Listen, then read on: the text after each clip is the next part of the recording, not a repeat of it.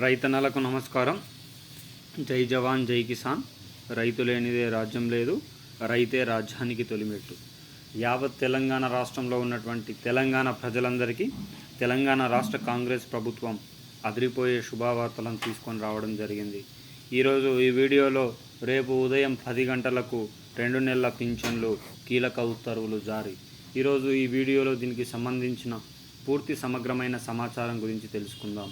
ఎవరైనా మొట్టమొదటిసారిగా మన ఛానల్ని చూస్తున్నట్లయితే చూసిన వెంటనే లైక్ చేయండి, అదేవిధంగా షేర్ చేయండి, అదేవిధంగా కామెంట్ చేయండి, అదేవిధంగా సబ్స్క్రైబ్ చేసుకొని బెల్ ఐకాన్ ఆన్లో పెట్టడం వల్ల తెలంగాణ రాష్ట్ర ప్రభుత్వం నుంచి కానీ, ఆంధ్రప్రదేశ్ రాష్ట్ర ప్రభుత్వం నుంచి కానీ, కేంద్ర ప్రభుత్వం నుంచి కానీ ప్రభుత్వాలు ప్రవేశపెట్టే వినూత్నమైన ప్రజా సంక్షేమ మార్పులను ఎప్పటికప్పుడు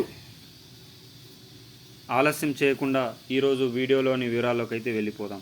తెలంగాణ రాష్ట్ర కాంగ్రెస్ ప్రభుత్వం ఏర్పాటుకు ముందు 2016 రూపాయల ఆసరా పెన్షన్లను 4016 రూపాయలకు, 4016 రూపాయల ఆసరా పెన్షన్లను 6016 రూపాయలకు పెంచుతా అని చెప్పిన తెలంగాణ సీఎం రేవంత్ అన్న ఆసరా పెన్షన్ల పంపిణీ ప్రక్రియలో మాత్రం విఫలం చెందారని చెప్పుకోవచ్చు.